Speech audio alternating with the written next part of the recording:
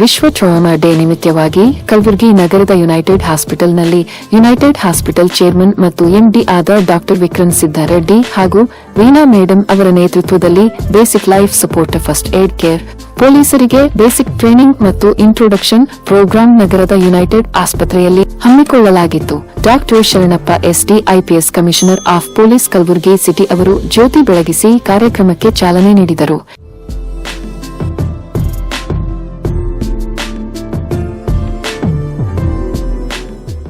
ವೇದಿಕೆ ಮೇಲೆ ಆಸೀನರಾದ ಗಣ್ಯರಿಗೆ ಸನ್ಮಾನಿಸಿ ಗೌರವಿಸಲಾಯಿತು.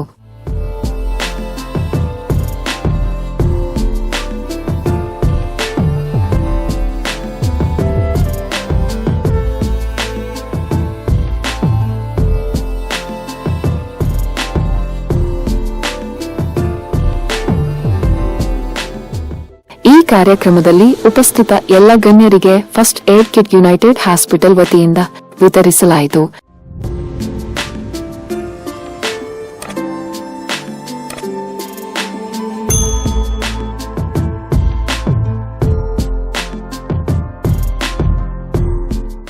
ದಿಕ್ಕಾ Kishore Babu IPS SP principal PTC Kalaburagi, ಅಡ್ಡರು Srinivasulu IPS superintendent of police Kalaburagi district, ಡಾ ಸುದರ್ಶನ್ ಇಲಾಖೆ ಎನ್ಡಿ ಅನೆಸ್ಥಿಸಿಯಾ, ಯುನೈಟೆಡ್ ಹಾಸ್ಪಿಟಲ್ಸ್ ಸಿಬ್ಬಂದಿ ವರ್ಗದವರು ಉಪಸ್ಥಿತರಿದ್ದರು.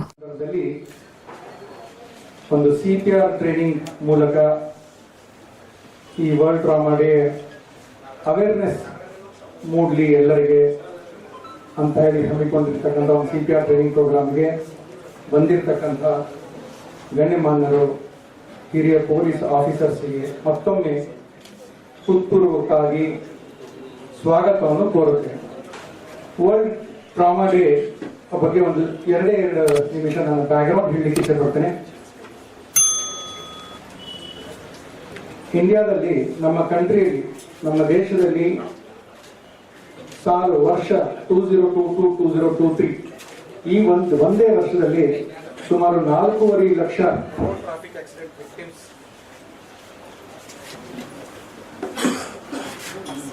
ರೋಡ್ ಟ್ರಾಫಿಕ್ ಆಕ್ಸಿಡೆಂಟ್ ವಿಕ್ಟಿಮ್ಸ್ ಇರ್ತಾರೆ.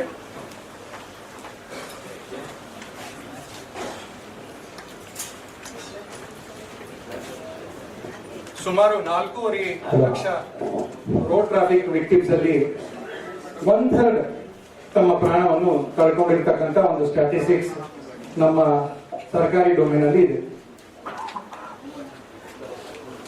ರೋಡ್ ಟ್ರಾಫಿಕ್ ಆಕ್ಸಿಡೆಂಟ್ಸ್ ವಿವಿಧ ಕಾರಣಗಳು, ಅದರಲ್ಲಿ ಪ್ರಪ್ರಥಮವಾಗಿ ಓವರ್ ಸ್ಪೀಡಿಂಗ್ ಆಗಿರ್ಬೋದು. ಸುಮಾರು 75% of the injuries, 75% of the road traffic over speeding ಇಂದ, ಮತ್ತು ರಾಂಗ್ ಟ್ರಾಫಿಕ್ ರೆಗ್ಯುಲೇಷನ್ಸ್ ನಾವು ವೈಲೇಟ್ ಮಾಡೋದ್ರಿಂದ, ಮತ್ತು ಡ್ರಂಕ್ ಅಂಡ್ ಡ್ರೈವಿಂಗ್ ಇರಬಹುದು, ಮತ್ತೆ ಇನ್ನಿತರ ಬೇರೆ ಬೇರೆ ಕಾರಣಗಳಿಂದ ಆಗಿರ್ತಕ್ಕಂಥ ಇದು ಒಂದು ಸಿಂಗಲ್ ಲಾರ್ಜೆಸ್ಟ್ ಕಿಲ್ಲರ್ ಡಿಸೀಸ್ ಅಂತ ಹೇಳಿಕ್ಕಾಗಲ್ಲ, ಸಿಂಗಲ್ ಲಾರ್ಜೆಸ್ಟ್ ಒಂದು ಹೆಲ್ತ್ ಕೆಲಾಮಿಟಿ ಇದು ಆಗಿ ಉದ್ಭವ ಆಗಿದೆ. ನಾವು ಕಂಟ್ರಿ ಹೆಂಗೆ ಪ್ರೋಗ್ರೆಸ್ ಆಗಿದೆ, ರೋಡ್ ಇನ್ಫ್ರಾಸ್ಟ್ರಕ್ಚರ್ ಅದೆಲ್ಲ ಹೆಂಗೆ ಇನ್ಕ್ರೀಸ್ ಆಗಿದೆ, ವೆಹಿಕಲ್ಸ್ ಇನ್ಕ್ರೀಸ್ ಆಗಿದೆ, ಜನಸಾಮಾನ್ಯರಲ್ಲಿ ನಂಬರ್ ಆಫ್ ವೆಹಿಕಲ್ಸ್ ಜಾಸ್ತಿ ಆಗಿದೆ. ಇದು ಎಲ್ಲದರದ್ದು ಒಂದು ಮೇಜರ್ ನಮ್ಗೆ ಚಾಲೆಂಜ್ ಆಗಿ ಬಂದಿರತಕ್ಕಂಥದ್ದು ಒಂದು ರೋಡ್ ಟ್ರಾಫಿಕ್ ಆಕ್ಸಿಡೆಂಟ್ಸು, ಮತ್ತೆ ಅದಕ್ಕೆ ಸುತ್ತಮುತ್ತಲು ಇರ್ತಕ್ಕಂಥ ಚಿಕಿತ್ಸೆ ಆಗಿರ್ಬೋದು, ಮತ್ತೆ ಆ ಪ್ರಾಣವನ್ನು ಉಳಿಸಂತ ಸಂದರ್ಭದಲ್ಲಿ ಅಥವಾ ಪ್ರಿವೆಂಟ್ ಮಾಡೋಂಥ ಸಂದರ್ಭ ಇರ್ಬೋದು. ಈ ಒಂದು ಮೇಜರ್ ಚಾಲೆಂಜ್ ಇದು ಟ್ರಾಮಾ ಆಗಿ ಬಂದಿರೋದ್ರಿಂದ ಇದು ಜಗತ್ತಾದ್ಯಂತ ಇದ್ದರೂ ಕೂಡ ಇಂಡಿಯಾದಲ್ಲಿ ಇದು ಬಹಳ ಹೆಚ್ಚಿನ ಸಂಖ್ಯೆ, ನಮ್ಮ ರಾಷ್ಟ್ರದಲ್ಲಿ ಇದು ಹೆಚ್ಚಿನ ಸಂಖ್ಯೆಯಲ್ಲಿ ಇರ್ತಕ್ಕಂಥ ಒಂದು ಸಂದರ್ಭ. ಸೊ ಇದೇ ಒಂದು ಹಿನ್ನೆಲೆಯಲ್ಲಿ ನಾವು ಎಲ್ಲರಲ್ಲಿ ಒಂದು ಎಚ್ಚರಿಕೆ ಮೂಡಿಸಿ, ನಾವು ಎಲ್ಲರೂ ಸಮಾಜದ ವಿವಿಧ ಕ್ರಾಸ್ ಸೆಕ್ಷನ್, ಮೆಡಿಕಲ್ ಪ್ರೊಫೆಷನಲ್ ಆಗಿರ್ಬೋದು, ಪ್ಯಾರಾಮೆಡಿಕಲ್ ಪ್ರೊಫೆಷನಲ್ಸ್ ಆಗಿರ್ಬೋದು, ಪೊಲೀಸ್ ಪರ್ಸನಲ್ಸ್ ಆಗಿರ್ಬೋದು, ಮತ್ತೆ ಇನ್ನಿತರ ಜನಸಾಮಾನ್ಯರಾಗಿರ್ಬೋದು, ನಾವೆಲ್ಲರೂ ಒಂದುಗೂಡಿ, ನಾವೆಲ್ಲರೂ ಒಗ್ಗಟ್ಟಾಗಿ ನಾವು ಇದು ಒಂದು ಸಮಸ್ಯೆಗೆ ಎಷ್ಟು ಕಡಿಮೆ ಮಾಡಬಹುದು, ಮತ್ತೆ ಸಮಸ್ಯೆ ಬಂದಿದ್ದು ಎಷ್ಟು ಎಫೆಕ್ಟಿವ್ ಆಗಿ ನಾವು ಎದುರಿಸಬಹುದು ಅನ್ನೋಂಥದ್ದು ಒಂದು ಎಚ್ಚರಿಕೆ ತಂದುಕೊಂಡು ಇದಕ್ಕೆ ಒಂದು ಸಾಂಕೇತಿಕವಾದಂತಹ ಇದು ಕಾರ್ಯಕ್ರಮ. ಈ ಒಂದು ಸಂದರ್ಭದಲ್ಲಿ ಹಿರಿಯ ಐಪಿಎಸ್ ಆಫೀಸರ್ಸ್, ಸನ್ಮಾನ್ಯ ಪೊಲೀಸ್ ಕಮಿಷನರ್ ಸಾಹೇಬರು, ಮತ್ತೆ ಸನ್ಮಾನ್ಯ ಜಿಲ್ಲಾ ಸೂಪರಿಂಟೆಂಡೆಂಟ್ ಆಫ್ ಪೊಲೀಸ್ ಸಾಹೇಬರು, ತಾವು ತಮ್ಮ ಅಮೂಲ್ಯವಾದಂತಹ ಸಮಯ ತೆಗೆದುಕೊಂಡು ಇಲ್ಲಿ ಆಗಮಿಸಿದ್ದೀರಿ ಸರ್. ಯುನೈಟೆಡ್ ಆಸ್ಪತ್ರೆ ಪರವಾಗಿ, ಯುನೈಟೆಡ್ ಆಸ್ಪತ್ರೆಯ ಎಲ್ಲ medical professionals, doctors and paramedics ಪರವಾಗಿ ನಾನು ಮತ್ತೊಂದು ಸತಿ ತಮ್ಮೆಲ್ಲರಿಗೆ ತುಂಬ ಹೃದಯದ ಧನ್ಯವಾದ ಸಲ್ಲಿಸ್ತಾ, ಅರ್ಥಪೂರ್ಣವಾಗಿರುವಂತಹ ಒಂದು ಕಾರ್ಯಕ್ರಮ ಇದು. Accidents not only take lives, it also take most valuable human resource. Accidents may come to anybody, anywhere, at any time. ಮನೆಯಿಂದ ಹೋಗಿರ್ತಾರೆ, ವಾಪಸ್ ಬರ್ತಾರೆ ಇಲ್ಲ ಅನ್ನೋದು ಅವ್ರಿಗೆ ಗೊತ್ತಿರಲ್ಲ. when somebody is suffering from ailments, ಯಾವುದಾದ್ರೂ health related, critical health related issues ಇದ್ರೆ, you know somebody is fighting for life and death. ಮನೆಯಿಂದ ನಗ್ತಾ ಹೋಗ್ತಿರ್ತಾರೆ, then you come, when you realize that somebody is lost in accidents, it is so painful. So ನಾವೇನು ಅನ್ಕೊಂತ ಇದ್ದೀವಿ, accidents will only cause loss of life and limbs. ಬರೀ ಪ್ರಾಣ ತೆಗೆಯುತ್ತೆ, ಕೆಲವರಿಗೆ permanent ಆಗಿ ಅಥವಾ ಟೆಂಪ್ರರಿ ಡಿಸಬಿಲಿಟೀಸ್ ಮಾಡುತ್ತೆ. It has significant impact on the psychological and emotional impact on not only the persons who are surviving and also the persons who are survived by the people who have left. ಅದಕ್ಕೆ ಈ ನಮ್ಮ ಪ್ರಪಂಚದಾದ್ಯಂತ ನಮ್ಮ ಅಂಕಿಅಂಶಗಳನ್ನು ನೋಡಿದರೆ ಅದರಲ್ಲಿ nearly 10 to 12% accident related deaths ಭಾರತದಲ್ಲಿ ಆಗ್ತಾ ಇದೆ. ಅದರಲ್ಲಿ ಈಗಾಗಲೇ ನಮಗೆ ತಿಳಿದಿರುವ ಹಾಗೆ ಅಪಘಾತಗಳಲ್ಲಿ ಗಾಯಗೊಂಡವರಲ್ಲಿ ನಿಯರ್ಲಿ 1/3 ಮರಣ ಹೊಂದ್ತಾ ಇದ್ದಾರೆ. Nearly 1.68 lakh people we are losing every year in India. 1,68,000 ಜನವನ್ನ ನಾವು ಅಪಘಾತಗಳಲ್ಲಿ ಭಾರತದಲ್ಲಿ ಕಳ್ಕೊಳ್ತಾ ಇದ್ದೀವಿ. ಅದನ್ನು ಎವರೇಜ್ ಮಾಡಿದರೆ ದಿನಕ್ಕೆ ನಿಯರ್ಲಿ 460 to 470 ಆಗುತ್ತೆ. ಮೀನ್ಸ್ ಎವ್ರಿ 3 minutesಗೆ ಒಬ್ಬರನ್ನ ನಾವು ಕಳ್ಕೊಳ್ತಾ ಇದ್ದೀವಿ. ಆ್ಯಂಡ್ ಅದೇ ಅಂಕಿಅಂಶಗಳನ್ನು ನಾವು ಗಾಯಗೊಂಡವ್ರು ನೋಡಿದ್ರೆ it is at least 3 to 4 times. Dear friends, whether accidental deaths, accidental injuries we can reduce, and definitely we can reduce. ಯಾವ ರೀತಿ ರೆಡ್ಯೂಸ್ ಮಾಡಬಹುದು?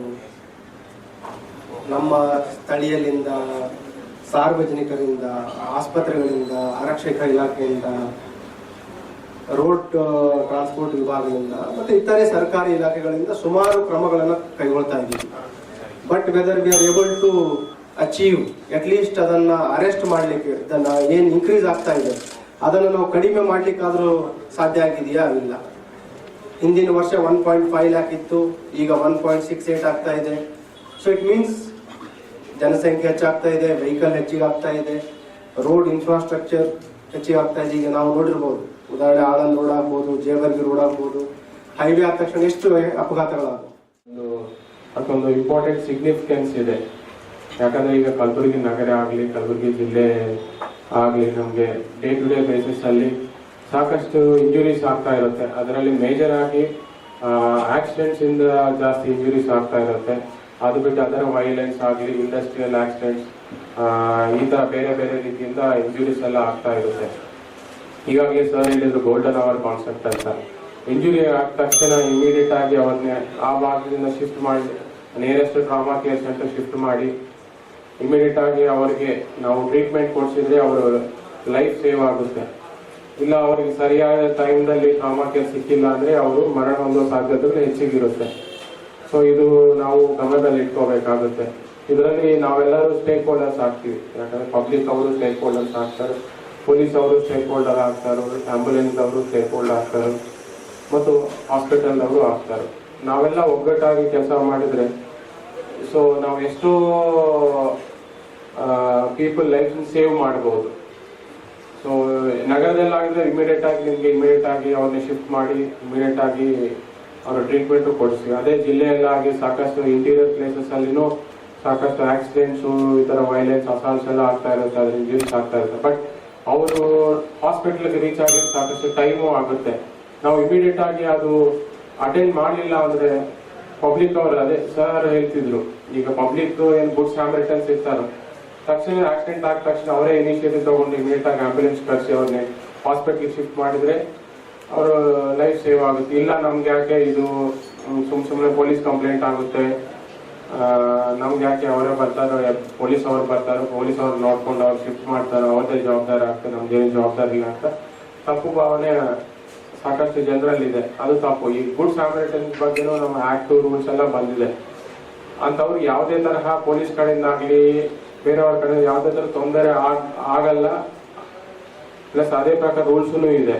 ಸೊ ದಯವಿಟ್ಟು ಆ ತಪ್ಪು ಭಾವನೆಯನ್ನು ಸೈಡ್ ಇಟ್ಟು ತಾವು ಏನೇ ಇಂಜುರಿ ಸಮಯದಲ್ಲಿರುವಂತ ಪೇಷಂಟ್ಸ್ ಇಮಿಡಿಯೇಟ್ ಆಗಿ ಹಾಸ್ಪಿಟಲ್ ಶಿಫ್ಟ್ ಮಾಡಿ ಪೊಲೀಸ್ ಅವ್ರಿಗೆ ಇನ್ಫಾರ್ಮ್ ಮಾಡುವಂಥದ್ದು ನಾವು ಮಾಡಬೇಕಾಗುತ್ತೆ. ಅದೇ ರೀತಿಯಿಂದ ನಮ್ಮ ಪೊಲೀಸ್ ಅಧಿಕಾರಿಗಳು ಸಿಬ್ಬಂದಿಗಳು ನಮಗೂ ಜವಾಬ್ದಾರಿ ಇರುತ್ತೆ. ಈಗ ಒಬ್ಬ ಇಂಜುರಿ ಆಗಿರುವಂತ ಪೇಷಂಟ್ ಯಾವ ತರ ಶಿಫ್ಟ್ ಮಾಡ್ಬೇಕು, ಯಾವ ತರ ಹ್ಯಾಂಡಲ್ ಮಾಡ್ಬೇಕು ಅನ್ನೋದು ನಮ್ಗೆ ನಾಲೆಜ್ ಇರಬೇಕಾಗುತ್ತೆ.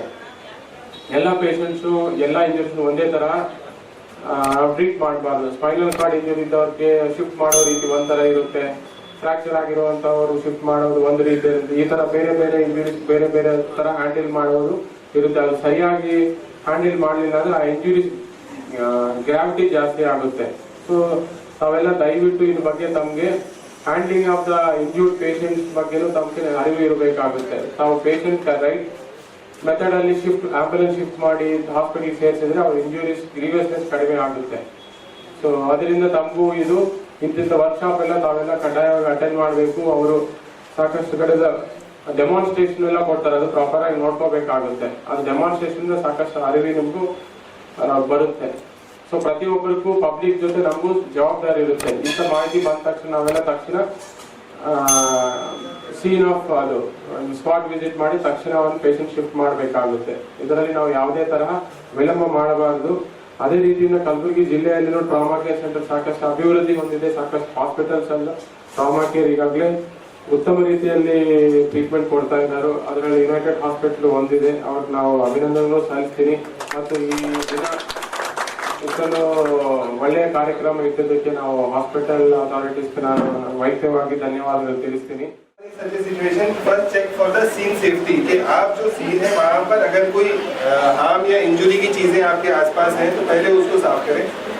मत मान लीजिए अगर कोई कहीं पर आग लगी हुई है या पानी बह रहा है बहुत ज़्यादा, या जिससे आपको और बॉडी को दोनों को और नुकसान होने के चांसेस हैं, तो पहले वो सीन सेफ्टी चेक करेंगे आप. उसके बाद सेकेंड इम्पोर्टेंट थिंग, आप पेशेंट का कॉन्शियसनेस चेक करेंगे. कैसे चेक करेंगे कि उसके आप बॉडी को ऐसे टैप करके आवाज़ देंगे. भाई साहब आप सुन रहे हो, आप मेरी आवाज़ सुन रहे हो. आप उसको पहले आवाज़ देके देखेंगे, टच करके ऐसे टैप करके उसकी छाती वगैरह पे देखेंगे कि वो रिस्पॉन्ड करता है कि नहीं करता है. अगर रिस्पॉन्ड कर रहा है तो ठीक है, अगर नहीं रिस्पॉन्ड कर रहा है तो third important thing is call for help. आपके पास हमारे गुलबर्गा में जो हेल्पलाइन नंबर है for emergency medical emergency it is 108. तो आप फर्स्ट ऑफ ऑल कॉल पर हेल्प करेंगे, बिकॉज ऐसे सिचुएशन में आप जितना कर सकते हैं तो कर सकते हैं, but we need medical services to give extra care. तो call for help is the third most important step. उसके बाद आप उसका दो चीज का ध्यान रखना है. जैसे हम आपको अभी शुरुआत से बता रहे हैं कि एक होता है ब्रीदिंग का स्टॉप होना, एक होता है हार्ट का स्टॉप होना, मतलब उसकी सांस रुक गई है या दिल रुक गया है. ये दो चीज चेक करना हमें बहुत जरूरी है. अगर सांस रुक गई है किसी वजह से, तो अगर आप उसका एयरवे क्लियर कर देंगे तो वो सांस वापस आ सकती है. बट अगर हार्ट रुक जाता है देन आपको इमीडिएटली CPR करना इंपॉर्टेंट है. तो वो चेक करने के लिए सांस चल रही है नहीं चल रही है वो तो आप देख के पहचान सकते हैं. अगर आप उसके चेस्ट को देखेंगे, जैसे नॉर्मल आदमी ब्रीथ करता है तो वो आपको फील होगा. और जैसे सर बता रहे थे शुरू से कि गुर गुर की आवाज़ आ रही है, वैसे सिचुएशन में यूजुअली क्या होता है कि जो हमारा टंग है, जब हम बेहोश हो जाते हैं तो वो टंग आपके एयरवे में ऑब्स्ट्रक्ट कर दे, मतलब उसमें रुकावट पैदा करता है, जिसकी वजह से जो नॉर्मल ऑक्सीजन आपकी बॉडी में जाना है वो कम मात्रा में जाता है, जिसकी वजह से और होश कम हो जाता है. तो उस सिचुएशन में आप क्या करेंगे, पेशेंट अगर जैसे भी है उसकी पहले तो गर्दन जो नॉर्मल पोजीशन होता है वैसे करने की कोशिश करेंगे। जैसे अभी ये टेढ़ी गर्दन हो गई है यहाँ पर, तो हम उसको कोशिश करेंगे कि बिल्कुल नॉर्मल पोजीशन में करें। उसके बाद जब भी आपको एयरवे को क्लियर करना है तो आप एक हाथ से ऐसे सपोर्ट करके दूसरे हाथ से उसका ये पार्ट ऐसे कर देंगे तो टंग अपने आप नॉर्मल पोजीशन में आ जाएगी और एयरवे क्लियर हो जाएगा। आपको सिंपल ये जो उसकी चिन होती है उसको लिफ्ट करना है, इसको कहते हैं चिन लिफ्ट, जिससे आधे से ज्यादा एयरवे करेक्ट हो जाता है। अब ये हो गया। इसके बाद आप इसके बाद आप ब्रीदिंग का तो आपने करेक्ट कर दिया है एयरवे पोजीशन करके। नेक्स्ट चीज आप चेक करोगे कि पेशेंट का हार्ट बीट कर रहा है कि नहीं कर रहा है। अब हार्ट बीट कर रहा है नहीं कर रहा है आप कैसे देख के तो नहीं बता सकते, तो उसके लिए आपको क्या करना है, आपके 2 फिंगर्स को ये जो सांस की नली है इसको ट्रेकिया कहते हैं, उस पे रख के स्लाइड करना है। यहाँ पर आपको एक अपने आप फिंगर थोड़ा सा अंदर चली जाएंगी, वहां पर आपको अपनी हार्ट बीट फील होगी। अगर कोई भी पेशेंट है, अगर आपको उसकी दिल की धड़कन चल रही है नहीं चल रही है ये पता करना है, तो आप पहले ये आपके एयरवे पे हाथ रख के उसको जैसे ही फिंगर स्लाइड करेंगे तो यहाँ एक ग्रूव होता है, मतलब एक थोड़ा सा डीप होता है पार्ट, वहाँ चले जाएंगे और वहाँ आप उसकी दिल की धड़कन फील कर सकते हो। ये 10 सेकेंड तक फील करोगे आप। अगर आपको यहाँ कुछ भी धड़कन फील नहीं हो रही है, then fourth most important thing है आप उसका CPR स्टार्ट करना है। ज्यादा टाइम वेस्ट नहीं करना है। यहाँ पर आपने कॉल फॉर हेल्प तो कर दिया है, you will not wait for help but you will start the CPR immediately. Just 3-4 centimetre ऊपर, मतलब ये जो हड्डी जो होती है ना, ये चेस्ट की जहाँ एंड होती है वो पार्ट बहुत इंपॉर्टेंट है, वहाँ पर हमें कॉम्प्रेशन करना है क्योंकि इसके जस्ट नीचे आपका हार्ट होता है। अगर यहाँ आप प्रेस करोगे तो आपका जो हार्ट रुक गया है वो भी उसके साथ में प्रेस होगा, जिसकी वजह से जो सर्कुलेशन हमारा रुक गया है वो फिर से रीस्टार्ट होगा। तो CPR का मेन कॉन्सेप्ट ही ये है कि जो हमारा हार्ट बीट करना रुक गया है तो उसे हमें दोबारा से बीट कराना है मैनुअली। तो ये जब आप ऐसे करके ये नीचे वाले चेस्ट पे रखोगे, यहाँ आपको पूरे ये आपके दोनों एल्बोज स्ट्रेट रहेंगे और आप जो भी इसमें जब आप और आप इसमें जो प्रेशर डालोगे that should be from your shoulder. आप अपने शोल्डर से इसको प्रेस करने की कोशिश करो, तो जो हम डिजायर्ड प्रेशर चाह रहे हैं ना वो आपको तब मिलेगा, like this. World trauma day ಇರೋದ್ರಿಂದ ಇವತ್ತೇ ನಮ್ಮ ಯುನೈಟೆಡ್ ಹಾಸ್ಪಿಟಲಲ್ಲಿ ನಮ್ಮ MD ಆದಂಥ ಡಾಕ್ಟರ್ ವಿಕ್ರಮ್ ಸಿದ್ದಾರೆಡ್ಡಿ ಹಾಗೂ ವೀಣಾ ಮೇಡಮ್ ಅವರ ನೇತೃತ್ವದಲ್ಲಿ ಇವತ್ತೇನು ಅಂದರೆ basic life support, first aid care, ಅಲ್ಲಿ ಆಕ್ಸಿಡೆಂಟ್ ಆದಂತಹ ಪರಿಸ್ಥಿತಿಯಲ್ಲಿ ಪೊಲೀಸರು ಯೂಶ್ವಲಿ ಅಲ್ಲಿ ಅವೈಲೇಬಲ್ ಪರ್ಸನ್ನು ಇರೋದ್ರಿಂದ ಅವರಿಗೊಂದು ಬೇಸಿಕ್ ಟ್ರೈನಿಂಗು ಕೊಡುವಂಥ ಪ್ರೋಗ್ರಾಮು, ಇಂಟ್ರಡಕ್ಷನ್, ಮೇನ್ಲಿ ಟ್ರೈನಿಂಗ್ಗಿಂತ ಇದ್ರ ಬಗ್ಗೆ ಇಂಟ್ರಡಕ್ಷನ್, ಯಾಕಂದರೆ ಟ್ರೈನಿಂಗ್ ಯೂಶ್ವಲಿ ಅವರಿಗೆ ಆಗಿರುತ್ತೆ ಚೆನ್ನಾಗಿ ಎಲ್ಲ, ಇದು ಪ್ರೋಗ್ರಾಮ್ ಅವ್ರದ್ದು ಇದ್ದೇ ಇರುತ್ತೆ ಅಕಾಡೆಮಿಕಲ್ಲಿ. ನಾವೊಂದು ಸ್ವಲ್ಪ ಹಾಗೆ ಬ್ರಷಪ್ ಮಾಡುವಂತಹ ಅವ್ರದ್ದು ನಾಲೆಜ್ ಏನಿರುತ್ತೆ ಅದನ್ನು ಬ್ರಷಪ್ ಮಾಡಿ ಒಂದು ಇಂಟ್ರಡಕ್ಷನ್ ಕೊಡುವಂತಹ ಇದನ್ನು ಇವತ್ತು ಕಾರ್ಯಕ್ರಮವನ್ನು ಹಮ್ಮಿಕೊಂಡಿದ್ವಿ. ನಮ್ಮ ಕಮಿಷನರ್ ಸರು, ಆಮೇಲೆ ಇವರು ಕಮಿಷನರ್ ಸರು, SP ಸರು, ಆಮೇಲೆ ನಮ್ಮ ಚೇರ್ಮನ್ ಸರು ಎಲ್ಲ ಬಂದು ಪ್ರೋಗ್ರಾಮ್ನ ಮಾಡಿಕೊಟ್ರು. ತುಂಬ ಯೂಶ್ವಲಿ ಡೆಮಾನ್ಸ್ಟ್ರೇಷನ್ ಮಾಡಿದ್ವಿ. ಆಮೇಲೆ ನರ್ಸಿಂಗ್ ಸ್ಟೂಡೆಂಟ್ಸು ಬಂದಿದ್ದರು. ಇದರಿಂದ ಏನಾಗುತ್ತೆ ಅಂದರೆ ಯೂಶ್ವಲಿ ನಮ್ಮ ಪೇಷಂಟ್ ಬಂದಾಗ ಪೇಷಂಟಿಗೆ ಆಕ್ಸಿಜೇಷನ್ ಕಮ್ಮಿ ಇರುತ್ತೆ, BP ಕಮ್ಮಿ ಇರುತ್ತೆ, ಬ್ಲೀಡಿಂಗ್ ಹೆಚ್ಚಿಗೆ ಆಗಿರುತ್ತೆ, ಒಬ್ಬೊಬ್ಬರು ಅರೆಸ್ಟ್ ಆಗಿಬಿಟ್ಟಿರ್ತಾರೆ, ಪೇಷಂಟ್ ಹಾರ್ಟ್ ಎಲ್ಲ ನಡೀತಾ ಇರೋಲ್ಲ. ಇಂಥ ಪರಿಸ್ಥಿತಿಯಲ್ಲಿ ಈ ಬೇಸಿಕ್ ಟ್ರೈನಿಂಗು ಇದ್ದವರು ಅವೈಲೇಬಲ್ ಇದ್ದರೆ ಅಲ್ಲಿ ಅದರಿಂದ ಆಗುವಂಥ ಡ್ಯಾಮೇಜ್ ಏನಿದೆ ತುಂಬಾ ಮಟ್ಟಿಗೆ ಇಂಪಾರ್ಟೆಂಟ್ ಗೋಲ್ಡನ್ ಅವರಲ್ಲಿ ಅವ್ರಿಗೆ ಸ್ವಲ್ಪ ಬೇಸಿಕ್ ಟ್ರೈನಿಂಗ್ ಗೊತ್ತಿದ್ರೂ ತುಂಬಾ ಕಡಿಮೆ ಮಾಡ್ಬೋದು. ಯೂಶ್ವಲಿ ಅಂದರೆ ತಲೆಯಲ್ಲಿ ಒಂದು ಸಿಸ್ಟಮ್ಮು ಡೆವಲಪ್ ಆಗಿಬಿಟ್ಟಿದ್ರೆ ಅವ್ರು ಪ್ಯಾನಿಕ್ ಆಗಲ್ಲ. ಆಮೇಲೆ ಏನು ಬೇಕಾದಂತಹ ಲಿಮಿಟೆಡ್ ರಿಸೋರ್ಸ್ ಇರುತ್ತೆ ಯೂಶ್ವಲಿ ಆಕ್ಸಿಡೆಂಟ್ ಆದಲ್ಲಿ, ಅದನ್ನೇ ಉಪಯೋಗ ಮಾಡಿಕೊಂಡು ಅದನ್ನು ಮ್ಯಾಕ್ಸಿಮಮ್ ಯುಟಿಲೈಸ್ ಮಾಡಿಕೊಂಡು ಬೇಗನೆ ಪೇಷಂಟಿಗೆ ರಿಕವರಿ ಆಗುವಂಗೆ ಸ್ವಲ್ಪ ಗೋಲ್ಡನ್ ಅವರಲ್ಲಿ ಇಂಪಾರ್ಟೆಂಟ್ ಕೆಲವೊಂದು ಬೇಸಿಕ್ ಸ್ಟೆಪ್ಸ್ ಮಾಡಿದರೆ ಪೇಷಂಟಿಗೆ ರಿಕವರಿಗೆ ಹಾಗೂ ಔಟ್ಕಮ್ಮು ಚೆನ್ನಾಗಾಗತ್ತೆ. ಯೂಶ್ವಲಿ ಫಸ್ಟ್ ಏಡಿಂದ ಮೇನ್ ಏನಿರುತ್ತೆ ಅಂದರೆ 3 P's ಅಂತಾರೆ: preserve life, then protect prevent worsening, third protection of life. 3 ಇರುತ್ತೆ. ಅದರೊಳಗಿಂದು ಪ್ರಿಸರ್ವ್ ಲೈಫು ಅಂದರೆ ಮೇನ್ ಫಸ್ಟ್ ಏನಾಗಿರುತ್ತೆ ಅದನ್ನು ನೋಡಿಕೊಂಡು ವರ್ಸನ್ ಆಗ್ಲಾರ್ದಂಗೆ ನೋಡ್ಕೋಬೇಕಾಗತ್ತೆ. 2ನೇದು ಪೇಷಂಟ್ ಕಂಡೀಷನ್ನು ವರ್ಸನ್ ಆಗ್ಲಾರ್ದಂಗೆ ನೋಡ್ಕೋಬೇಕಾಗತ್ತೆ. 3ನೇದು ಥರ್ಡ್ ಕೇರ್ ಬರೋ ತನಕ ಆ ಏರಿಯಾನ ಹೋಲ್ಡ್ ಮಾಡಬೇಕಾಗತ್ತೆ. ಇದನ್ನು ಅವ್ರಿಗೆ ಗೊತ್ತಿದ್ದರೆ ತುಂಬಾ ಹೆಲ್ಪ್ ಆಗಿಬಿಡುತ್ತೆ. ಫಸ್ಟ್ ಯೂಶ್ವಲಿ ಏನಿರುತ್ತೆ, ಫಸ್ಟ್ ಏಡಲ್ಲಿ ಪೇಷಂಟನ್ನು ಸೇಫ್ ಪೊಸಿಷನಿಗೆ ಕರ್ಕೊಂಡು ಹೋಗಬೇಕಾಗತ್ತೆ. ಆಮೇಲೆ ಒಂದು ಸೇಫ್ ಅಸೆಸ್ಮೆಂಟ್ ಮಾಡಿಕೊಂಡು ಎಷ್ಟು ಜನ ಆಕ್ಸಿಡೆಂಟಲ್ಲಿ ಇನ್ವಾಲ್ವ್ ಆಗಿದ್ದಾರೆ, ಎಷ್ಟು ಜನ ಸೀರಿಯಸ್ ಇದ್ದಾರೆ, ಎಷ್ಟು ಆಂಬುಲೆನ್ಸ್ ಬೇಕಾಗ್ಬೋದು, ಎಷ್ಟು ಪರ್ಸ್ನಲ್ ಬೇಕಾಗ್ಬೋದು, ಏನೇನು ಟೂಲ್ ಬೇಕಾಗ್ಬೋದು ಪೇಷಂಟ್ನ ಆಕ್ಸಿಡೆಂಟ್ ಅದಲ್ಲಿಂದ ಹೊರಗೆ ತೆಗಿಲಿಕ್ಕೆ, ಅವೆಲ್ಲನೂ ಇದು ಆದರೆ ಅವೆಲ್ಲನೂ ಒಂದು ಅವರಿಗೆ ಎಕ್ದಮ್ ಎಲ್ಲ ಗೊತ್ತಿರುತ್ತೆ. ಆದರೆ ಈ ಟೈಪ್ ಪ್ರೋಗ್ರಾಮ್ ಆಗೋದ್ರಿಂದ ಅವ್ರಿಗೆ ಬ್ರಷಪ್ ಆಗಿ ಅವರಿಗೆ ಏನಂದರೆ ಯೋಚನೆ ಮಾಡಿ ಇದು ಎಲ್ಲ ಮಾಡೋಕ್ಕಿಂತ ಆಟೋಮೆಟಿಕ್ಕಾಗಿ ಆಗಿಬಿಡುತ್ತೆ. ಅವರೇ ಮಾಡಲಿಕ್ಕೆ ಅವರಿಗೆಲ್ಲ ಟ್ರೈನಿಂಗ್ ಹಿಂಗೆ ಬ್ರಷಪ್ ಆಗ್ತಾ ಇರೋದ್ರಿಂದ ಅವ್ರು ಆಟೋಮೆಟಿಕ್ಕಾಗಿ ಮಾಡ್ಲಿಕ್ಕೆ ಸ್ಟಾರ್ಟ್ ಮಾಡಿಬಿಡ್ತಾರೆ. ಇವೆಲ್ಲ ಮಾಡಿದರೆ ಏನಂದರೆ ನಮ್ಗೆ ಹಾಸ್ಪಿಟಲಲ್ಲಿ ಪೇಷಂಟು ಒಂದು ಒಳ್ಳೆ ಪೊಸಿಷನಲ್ಲಿ ಬರ್ತಾರೆ. ಯೂಶ್ವಲಿ ಸಿಂಪಲ್ಲು ಈಗ ಸ್ಪೈನ್ ಇಂಜುರಿ ಇದ್ದರೆ ಆ ಮೂಮೆಂಟ್ ಮಾಡಲಿಲ್ಲ ಅಂದರೆ ನಮಗೆ ಅವರಿಗೆ ಕಾಲರ್ ಹಾಕಿ ಇದು ಮಾಡಿ ಪ್ರೊಟೆಕ್ಷನ್ ಮಾಡಿ ಮೋಟಿಲಿಟಿ ಇದು ಎಲ್ಲ ಅದರಿಂದ ಮುಂದೆ ಆಗುವಂಥ ತೊಂದರೆ ತಪ್ಪಿಸ್ಬೋದು. ಫ್ರ್ಯಾಕ್ಚರ್ ಆದರೆ ಅದನ್ನು ಇಮ್ಮೊಬಿಲೈಸೇಷನ್ ಮಾಡಿದರೆ ಅದರಿಂದ ಆಗುವಂಥ ರಕ್ತಸ್ರಾವ ಇವೆಲ್ಲನೂ ಹೆಚ್ಚು ಇದು ತೊಂದರೆನ ತಪ್ಪಿಸ್ಬೋದು. ಹಾರ್ಟ್ ಅಟ್ಯಾಕ್ ಆದಾಗ ಸಿಂಪಲ್ CPR ಮಾಡಿದರೆ ಇಲ್ಲಿ ಕರ್ಕೊಂಬಂದಾಗ ಪೇಷಂಟ್ನ ನಮಗೂ ಒಂದು ಸ್ವಲ್ಪ ಮುಂದೆ ಅದನ್ನು ಆ CPRನ ಮುಂದುವರಿಸಿ ಡ್ರಗ್ಸ್ ಕೊಟ್ಟು ನಾವು ಅಡ್ವಾನ್ಸ್ ಲೈಫ್ ಸಪೋರ್ಟ್ ಕೊಡೋಕ್ಕೆ ಹೆಲ್ಪ್ ಆಗುತ್ತೆ. ಆಮೇಲೆ ನೆಕ್ಸ್ಟ್ ಏನಂದರೆ ಈಗ ಹೆಡ್ ಇಂಜುರಿ ಇದ್ದಾಗ ಏರ್ವೇ ಪ್ರೊಟೆಕ್ಷನ್ ಮಾಡಿ ಉಸಿರಾಟ ನೋಡ್ಕೊಂಡ್ಬಿಟ್ರೆ ಪೇಷಂಟಿಂದು ಯೂಶ್ವಲಿ ಆಕ್ಸಿಜನೇಷನ್ ಕಮ್ಮಿ ಆಗಲಿ ಅಂದರೆ ಪೇಷಂಟಿಂದು ಹೆಡ್ ಇಂಜುರಿ ವರ್ಸನ್ ಆಗುವಂಥದ್ದು ತಪ್ಪಿಸ್ಬೋದು.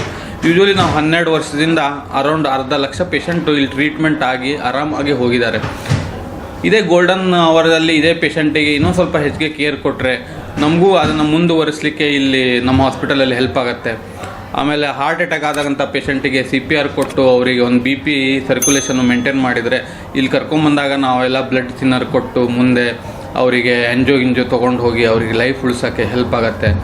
ಆಮೇಲೆ ಏನಂದರೆ ಹೆಡ್ ಇಂಜುರಿ ಪೇಷಂಟಿಗೆ ಆಪ್ರೇಷನ್ನು ಎಲ್ಲ ಏರ್ವೇ ಪ್ರೊಟೆಕ್ಟ್ ಮಾಡಿ ಆಕ್ಸಿಜನೇಷನ್ ಲೆವೆಲ್ ಚೆನ್ನಾಗಿ ಮೇಂಟೈನ್ ಆಗಿದ್ದರೆ ಸಿಂಪಲ್ ಮ್ಯಾನ್ಯೂವರ್ದಿಂದ ಈ ರಿಕವರಿ ಪೊಸಿಷನ್ನು, ಏರ್ವೇ ಕ್ಲಿಯರೆನ್ಸು, ಚಿನ್ ಲಿಫ್ಟು, ಜಾ ಥ್ರಸ್ಟು ಇಂಥ ಪೊಸಿಷನ್ ಕೊಟ್ಟೋದ್ರಿಂದ ಆಕ್ಸಿಜನೇಷನ್ ಟಂಗ್ ಫಾಲ್ ಏನಿರುತ್ತೆ ಏರ್ವೇ ಪ್ರೊಟೆಕ್ಟ್ ಮಾಡೋದ್ರಿಂದ ಅವ್ರದ್ದು ಬ್ರೈನ್ ಡ್ಯಾಮೇಜ್ ಎಷ್ಟೋ ಮಟ್ಟಿಗೆ ತಡಿಬೋದು. ಇಲ್ಲಿ ನಮಗೂ ಅಲ್ಲಿ ಮುಂದೆ ನಾವು ಏರ್ವೇ ಪ್ರೊಟೆಕ್ಟ್ ಮಾಡಿಕೊಂಡು ಪರ್ಮನೆಂಟ್ ಮೆಜರ್ಸ್ ತೊಗೊಂಡು ಅವರಿಗೆ ವೆಂಟಿಲೇಟರ್ ಇಲ್ಲ ಬೇಕಾಯ್ತಂದರೆ ಆಪ್ರೇಷನ್ ಬೇಕಾಯ್ತಂದರೆ ಹಾಕ್ಕೊಂಡು ಆಕ್ಸಿಜನ್ ಹಚ್ಕೊಳ್ಳೋಕ್ಕೆ ನಮಗೂ ಹೆಲ್ಪ್ ಆಗುತ್ತೆ. ಈ ದೃಷ್ಟಿಯಿಂದ ಇವತ್ತೇ ನಮ್ಮದು ಇಲ್ಲಿ ನಮ್ಮ ಆರ್ಗನೈಸೇಷನ್ನು ಇದನ್ನು ಹಮ್ಮಿಕೊಂಡಿದ್ವಿ. ಅದು ಸಕ್ಸಸ್ಫುಲ್ ಆಗಿದೆ. ಏನು ಮನವರಿಕೆ ಆಗಬೇಕು ಅವರಿಗೆ ಮನವರಿಕೆ ಆಗಿದೆ ಅಂತ ಹೇಳಿ. Myself, Dr. Major Muzaffar Hussain. I am a specialist in anesthesia and critical care, United Hospital. जैसे आज हमारे यहाँ पर ट्रॉमा डे सेलिब्रेट किया जा रहा है, तो कुछ इम्पोर्टेंट पॉइंट्स हैं जिसके ऊपर मैं आप सबका ध्यान लेके जाना चाहता हूँ. फर्स्ट थिंग फर्स्ट कि जब भी ऐसा सिचुएशन दिखे जहाँ पर आपको कोई एक्सीडेंट होने के बाद कोई पेशेंट आपको वहाँ पर मिले बेहोश हालत में, फर्स्ट हम लोगों की आदत है कि वो सीन से हम पहले भाग जाते हैं बचाने के बजाय. तो हमारी कोशिश ये होनी चाहिए कि हम वहाँ जाके जो हमसे हेल्प हो सकती है वो करने की कोशिश करें, rather than making videos and और सीन को और दूसरों को बताने से पहले है कि हमसे जो हो सकता है वहाँ जाके वो कोशिश करें.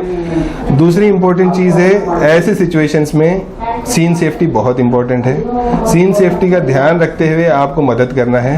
अपनी जान का और जो वहाँ पर गिरा हुआ है बंदा उसकी जान की जिम्मेदारी आपकी होती है. अगर आप वहाँ पर हैं तो आपको ये करना है कि पेशेंट की बॉडी जो वहाँ पर आपको गिरी हुई मिली है उसको ऐसी सेफ जगह पर लेके जाएं जहाँ पर आप उसकी हेल्प भी कर सकें और बाकी और दूसरे कैजुअलिटीज़ को होने से बचा भी सकें, ये इम्पोर्टेंट है। और इसमें आपको जैसे कि ये जो यूजुअली ट्रॉमा एक्सीडेंट्स वगैरह ये हाईवेज पे पाए जाते हैं या रोडवेज पे होते हैं, तो आपको यही ध्यान रखना है कि आगे ये जो एक ट्रॉमा एक्सीडेंट हो गया है एक बंदे के साथ, ये दूसरे के साथ रिपीट ना हो। इसके लिए आप अपने से जो हो सकता है पहले सीन को सेव करें। Next important thing is in this situation is call for help.